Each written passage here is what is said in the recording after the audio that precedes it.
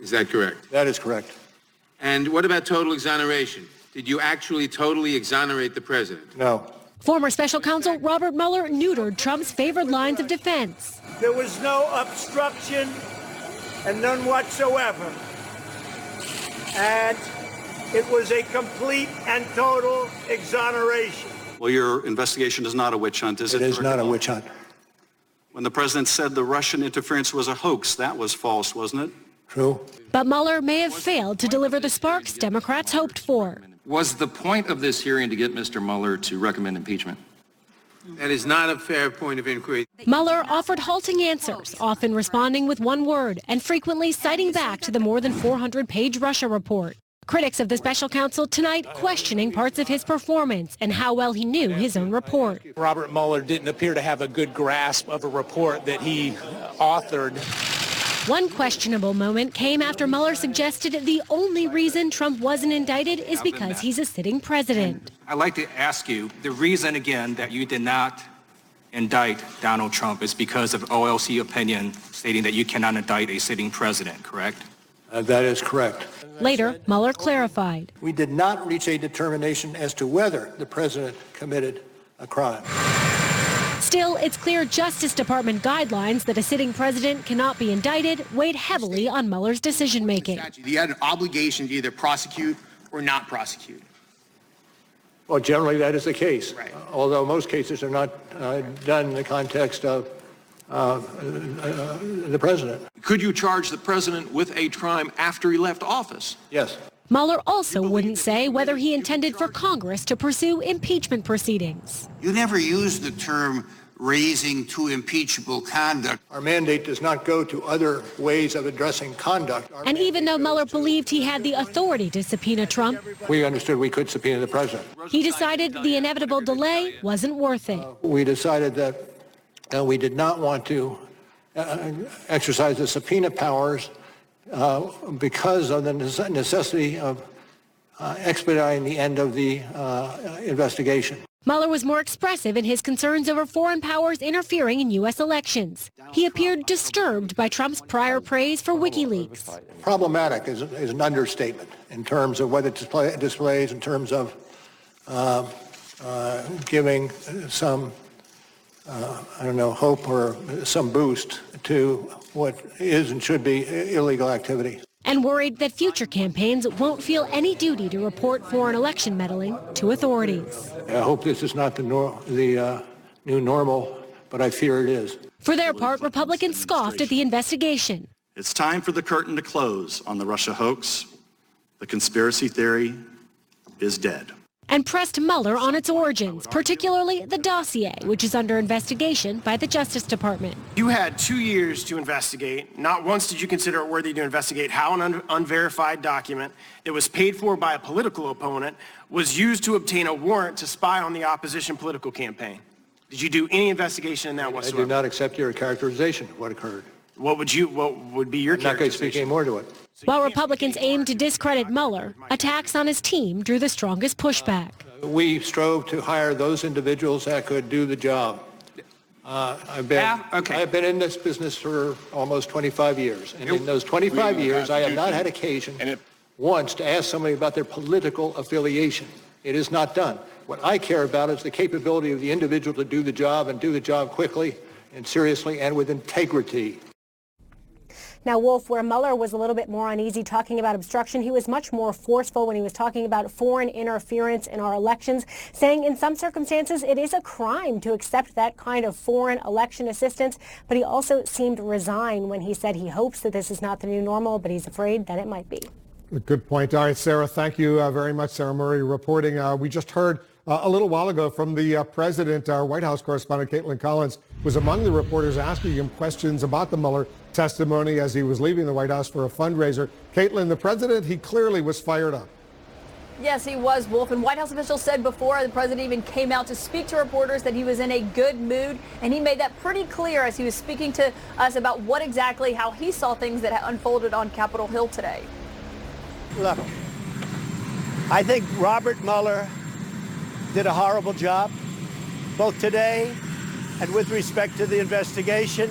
But in all fairness to Robert Mueller, he had nothing to work with. You know, you can be a builder, but if they don't give you the right materials, you're not going to build a very good building. Robert Mueller had no material. He had nothing to work with. So obviously he did very poorly today. Now, Wolf, that is not the attitude the president had when he got up this morning, when my sources said he was calling people, talking to them, agitated about the fact that Robert Mueller was about to be on Capitol Hill. But now, after that performance, the president feels that the optics were in his favor today because he didn't think that the former special counsel had the performance he was fearing he was going to have, talking about the unflattering aspects of this report. So even though the facts of this report are no different, with the president now saying that even though before he's relied on this report to say he was exonerated, now saying that Robert Mueller doesn't have the right to exonerate anyone, the president is viewing this as a win, and he sees it as successful because he feels like Republicans were able to successfully turn the tables on the special counsel, on the FBI and the DOJ overall, and that's not what he was expecting when he went into today. Caitlin Collins at the White House. I want you to stand by as well. I want to bring in our senior White House correspondent, Pamela Brown, our chief national security correspondent, Jim Sciutto. They've been covering the Russia investigation from the beginning. We're also joined by our senior legal analyst, Preet Bharara, the former U.S. attorney for the Southern District of New York. So the president is declaring, Preet, a complete victory today. Is that what you heard from the Mueller testimony? It's not shocking that the president has a conclusion that doesn't match what the testimony is, just like he had a conclusion that didn't match what the report said as an underlying matter. Bob Mueller, and I've heard people on social media and elsewhere making snarky comments about whether or not he was quick enough or sharp enough or forceful enough. The fact remains that the report was not undermined a whit today.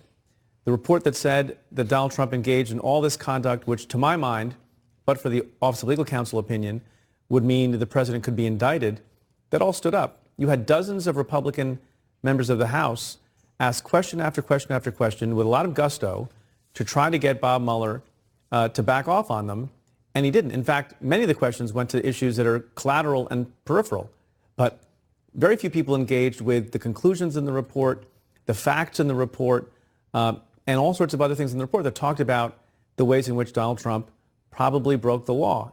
And that remains. And so if someone thinks that Bob Mueller, right out of the box, makes a statement about how he did not exonerate the president, which undermines the falsehood that the president has been saying for a long time, and all the other conclusions in the report remain unscathed, I don't know how you call that total victory. And he specifically also, Jim Sciutto, he made it clear that he believes the president potentially could be charged, indicted after he leaves office. He did. So much attention today on how Bob Mueller said the things he said, less attention on what he said. But let's just tick through a few of them to echo Preet's point here, but specific to Russian interference. He made clear that the president welcomed Russian interference and lied about it. He made clear that his encouraging of WikiLeaks was problematic. In fact, he said problematic was an understatement. He said that Russia interfered to help Trump because it believed it would benefit from Trump's victory. That's something that the current Attorney General says he's investigating, that portion of the intelligence community's conclusion. But Mueller said, in his view, that's the case. And this is also important. He said that interference is taking place as we sit here today, that we've looked at 2016, Russia continues to try to interfere in the election. What is the President of the United States doing to prevent that interference? There was no discussion of that today. In fact, the special counsel made clear that the President has raised the possibility of making that easier by making accepting foreign help the new normal. The President has said very publicly, well, listen, if someone comes to me with information, I might very well accept it. So on the issue of Russian interference, in the midst of what may have been a halting testimony at times, what he actually said, the substance of what he said, at the substance of this report, which is about Russian interference in the election, the president aided and abetted. Whether it was criminal or not, no, but he aided and abetted and is not standing in the way of it today. That's damning. That's an important point. Pamela, the president said Mueller did a horrible job today. You heard him completely rail against Mueller in his comments over at the White House. Who was a more effective messenger, though, today, the president of the United States or the former special counsel? Well, I think bottom line is that Robert Mueller, he didn't really want to be any sort of messenger for anyone today. He was a reluctant witness. He didn't want to do this. He made that very, very clear. And what was clear to me, and that there were certainly times that he didn't have command of the material, but also that he wasn't trying to sort of play politics or help one side or the other or play along or take the bait. He was he seemed to be very committed to staying within the four corners of the report and not playing politics. President Trump, on the other hand, this is all marketing for him. He's trying to frame it a certain way as a win for him. They seize on certain parts, such as when Robert Mueller said that his investigation wasn't impeded, even though it is still, a crime to endeavor to obstruct justice. He seized on certain parts and tried to frame it as a win. And I think the bottom line is that people's views in large part were pretty much set before, and they will continue to be, And I think you heard that from Nancy Pelosi even today, that this didn't move the needle in terms of impeachment for the Democrats.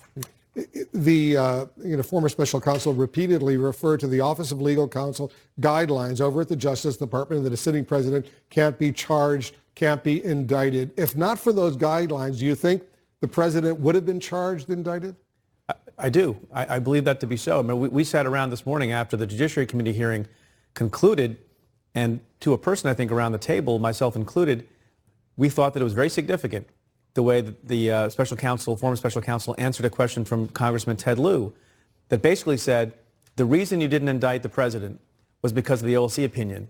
Is that correct? And he said, yes. Now, he walked that back later. But there are all sorts of indications that what he lays out in the report is clear evidence, maybe not in all 11 instances, but in a number of the instances where all the elements seem to be made out and laid out in great detail, that those would constitute obstruction of justice, and that Bob Mueller has gone out of his way, bending over backwards, notwithstanding the attacks he gets from the president and the president's allies, to be fair to the president in light of the OLC opinion. And although there's this weird back and forth about whether or not, but for the OLC opinion, would he prosecute the president, I think based on the evidence in the report, based on the oddity of saying we're not exonerating the president, and some of that has come under criticism, which is arguable. And then the way he answered the question with Ted Lieu, I think a couple of times, to me indicates that but for the legal counsel opinion, he would indict the president, even though he's not comfortable saying that in a straightforward way. What's going to be the impact on campaigns now down the road when a foreign government or a foreigner says, I have dirt on your opponent? Listen, the president said he would accept it. You've had sitting Republican lawmakers say that they would accept it under some circumstances. And if they say it and they feel they're not going to face criminal charges, as this investigation showed, then this may very well be the new normal. And those were damning words, and I think disturbing, sobering words. It should be to Americans to hear the special counsel say, I fear that that is the new normal. The law is clear on this. The law says accepting things of value from a foreigner is illegal. It's hard to prove that in a court of law. This special counsel did not prove it about the president, but this may be the new normal for us. Everybody stand by, because I want to bring in Democratic Congressman Joaquin Castro of Texas right now. He's on the Intelligence Committee. He was asking questions earlier in the day. Congressman, thanks for joining us. So you saw Mueller explain that from the outset his team ruled out the prospect of charging President Trump based on Justice Department guidelines. Based on what you heard today, do you believe President Trump would have been indicted if not for those Justice Department guidelines?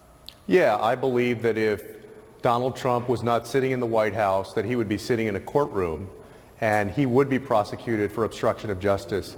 I also think it's very telling that Bob Mueller in his report and in his testimony today said that they didn't find sufficient evidence on conspiracy. He didn't say the same thing with respect to obstruction of justice. In fact, he was very clear that the president was not exonerated. So it affirmed my belief that the special counsel's report essentially served up to Congress the job that it needs to do in opening an impeachment inquiry. But you also saw Mueller, he did have to go back and clarify his comments specifically. He says that his comments did not reach a determination as to whether the president committed a crime. It's very different than saying they were ready to charge but for the OLC ruling, isn't it? When he had to go back and clean that up. On Ted Lieu's question, yes. Yeah, I think he's obviously being very cautious and very careful, and he's trying not to do the job of Congress. It's clear that if something is going to be done, if there's a process that's going to be undertaken to charge the President of the United States who's sitting in the White House, that Congress has to do it, and he believes that it wasn't his job. So where do you think this goes from here? Well, I think that in the coming months, you'll see a growing support for opening an impeachment inquiry. That doesn't mean that automatically people will say we should impeach the president, but that more and more people will believe that there should be an inquiry opened up, a process opened up to make that determination. You heard Nancy Pelosi, the speaker, say, basically reiterate her relatively go slow approach. It's not yet time to begin formal impeachment proceedings in the House of Representatives, despite all that we heard right now. You disagree with her? Well, I have great respect for the speaker and, of course, her perspective. And look, ultimately, it is her decision about whether we start an impeachment inquiry or not. But we've seen the number of Democrats who support opening that impeachment inquiry continue to grow. And I believe that that will just grow larger in the coming months. Congressman Castro, thanks so much for joining us. Thank you. All right, let's dig deeper with our experts and our analysts. And Gloria, you were listening to all 7 hours of that testimony earlier today. Do you think that testimony really is going to have an impact in changing the speaker's decision? Well, you heard her. I mean, she made it very clear she wants the legal process to continue. She didn't jump at the notion of impeachment any more than she has in the past. She didn't say, we're ruling it out. She just said, as I think Adam Schiff said, you want to have the strongest case. And she knows where her caucus is. She also knows that she's got these 30 or so moderate Democrats who won in Trump districts that she needs to protect. But she didn't rule anything out. She hasn't ruled anything out in the past, and she didn't rule anything out today. How did you see it? So I think the Democrats got a little bit of what they wanted, but they didn't get what they really needed, which was a narrative. In the morning, there was some strong questioning by Congressman Johnson from Georgia. In the afternoon, I think Congresswoman Demings from Florida, the former Orlando police chief, got some good information out of Robert Mueller. But I don't think this changed the facts on the ground. I don't think this is going to move public opinion that much. And I don't understand why it took them so long to get this, if that's all they got. What was your bottom line, Jeffrey Toobin? I think things are pretty much exactly where they were in the morning. I mean, I don't think the people who were for impeachment got a great victory. I don't think the people who are against impeachment will change their minds much at all. I think if you were familiar with the Mueller report, as journalists tend to be, you didn't learn very much. But most people are not that familiar with the Mueller report. So if you heard for the first time Robert Mueller say, the president was not exonerated, we did not exonerate him, that's actually a big deal.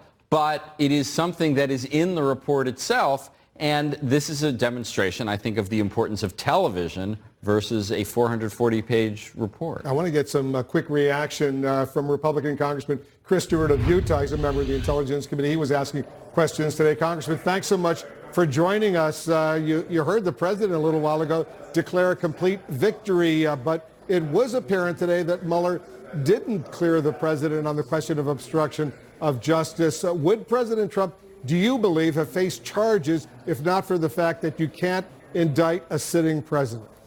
No, not at all. I mean, Mr. Mueller came back and corrected himself because there was some confusion about that. But in our committee, subsequently, he said twice that wasn't the reason why he didn't recommend or press forward with an indictment. It just simply wasn't. But, well, I mean, just wasn't anything terribly surprising out of this committee. I mean, if you remember Oliver North, I mean, all of us remember that hearing. And there's been, after the 9/11 hearings that we all remember, I think a month from now, no one's going to remember this hearing because there wasn't any surprises, certainly no bombshells, and not very much drama. Obviously, Mueller clearly said the president could face charges once he leaves office, once he's no longer a sitting president. When the president claims victory today, is that more of a political victory than potentially a legal victory? Well, I think that's a fair description, and I don't know why or for what cause he would face charges after this. I think there's a lot of speculation in that. But, yeah, I mean, at the end of the day, Wolf, this really is a political endeavor we're involved with here. It's not so much legal because there are no legal proceedings pushing forward regarding the president. But I got to say this as well. I think the person who's most relieved tonight is probably Nancy Pelosi, because this took the air out of the sails for this push for impeachment. I think she sincerely believes it would be bad for her party If they were to push forward on that, I think it jeopardizes their chances of her remaining Speaker or electing a Democratic president in 2020. And I think the American people after today, I think, are even less interested in proceeding on impeachment than they were yesterday. And they weren't very interested in it yesterday. The polling on that is pretty clear. Your committee, the Intelligence Committee, Congressman, was clearly focusing in on Russia's interference in the 2016 presidential election. Putting aside the president's conduct, is Russia's attack on our election an important area for your committee to address? Absolutely. And Wolf, thank you so much for asking that question. I mean, absolutely it is. And by the way, it's not just Russia, China and others are as well. The House Intelligence Committee released our report more than a year ago. Part of the reason was we had 47 recommendations that we felt we needed to start to implement so that we could protect ourselves in 2018 and in 2020. The foundation of our democracy is built on this idea that the American people feel like the vote is not manipulated, that their vote counts and that it's not changed. And if we lose that faith in our electoral process, if we lose that faith in democracy, this whole thing crumbles, and we have to restore that trust. So, I was going to say, Congressman, with all due respect, you believe that this is a real serious problem facing the United States, Russian interference. So why did you use your limited time today to attack Mueller's team instead of finding out what can be done to protect America from Russian cyber warfare aggression?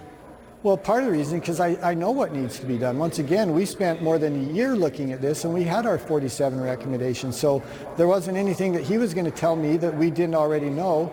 And I didn't attack Mr. Mueller. I mean, there's some concerns that we had that, once again, there were a multitude of leaks, 25 leaks, and we probably could have found more that came out of the special counsel's office. They all were disparaging towards the president. American people look at that and see, that doesn't seem fair that he's conducting this investigation and we have these selective leaks. And I just wanted him to have a chance to respond to that and say, yeah, it was concerning to me. These are the steps that we took to try to correct that. But, you know, we never got to that point, and I wish we would have been able to get a response. But how do you know that those leaks, and I've been a reporter for a long time, and leaks come from all sorts of sources. You never know directly unless the reporter specifically says where that information is coming from. How do you know, do you have any evidence that those leaks were coming directly from Mueller's team? Well, in almost every one of these cases, and maybe all of them without reviewing them in my mind very quickly, but in most or nearly all of these cases, the reporters quote someone close to the special counsel's office, and they were information that only the special counsel would have had. He was operating independently. He was conducting and interviewing people on his own accord, not in conjunction with the Department of Justice, not in conjunction with Congress. He was doing that on his own. He was the only one, and when I say he, and I want to be clear on this, I'm not attacking Mr. Mueller. I'm certain he didn't leak a single thing, but someone in the office did, and it was information that only they had available. So it's just a fair presumption to say, yeah, it came from the special counsel because the reporters indicated it did, and they are the ones that had the information, and usually the only ones that had the information. Well, I will point out, as a reporter who's covered these kinds of stories over the years and done a lot of reporting in these areas, when someone from the special counsel's office, for example, goes out and interviews someone, that individual, who may be an innocent individual, that person has that information as well, and that person can give a journalist some critically important information to pursue. I'll just point that out. So you never know for sure where that information is originating from based on these kinds of situations. But let me get to another sensitive issue, Congressman, while I have you. Mueller testified that he fears that the Trump campaign may have created, in his words, a new normal by not reporting outreach from the Russians. Is that true? Would you, for example, accept dirt from a foreign source? Well, no, and I think we pretty much established that that's a terrible idea. And this idea of a new normal, it concerns me, Wolf. I think it concerns a lot of Americans, and not just in this area. There's so much about the last election where we seem to tear down standards and ideas that we've held for, maybe since our inception, for our history, and so many of them got pushed aside. And I think we've got to pull back from that. We've got to put up some of the guardrails that just seem to have been shattered in the last few years. Congressman Chris Stewart of Utah, thanks so much for joining us. Thank you, sir. All right, let's get back to our panel. And, Sabrina, as we watch all of this unfold, lots of unanswered questions. And the big question right now is, where do the Democrats go from here in the House of Representatives? Well, House Speaker Nancy Pelosi wouldn't really say if this has moved the needle on impeachment. In fact, she signaled that her position hasn't changed, and she was echoed by House Intelligence Committee Chairman Adam Schiff, who said that they want to have all the facts and to be able to build a case before the American public. Some news that Jerry Nadler, the chairman of the House Judiciary Committee, did make was saying that Democrats do plan to go to court to enforce that subpoena of former White House counsel Don McGahn. Of course, their efforts to have him testify have been stymied by the Trump administration, and they also plan to go to court to access grand jury information. But I do think this is going to be a real challenge for Democrats because, to Jeffrey's point, not all of the American public was following every twist and turn of the Mueller investigation. And so for him to sit there and to connect all of the dots, even if it's an understatement to say that he didn't do it in the most evocative way, that had some impact when you think about the fact that he laid out the extent of the contacts between the Trump campaign and the Russians in 2016. He did not exonerate the president of obstruction of justice, and he reiterated many of the episodes or confirmed the episodes in which the president explicitly sought to impede the investigation. Democrats have to look at that on the substance and weigh how they want to proceed with what the testimony Mueller provided today. So Jim Baker, where do you think Congress needs to go right now, based on what we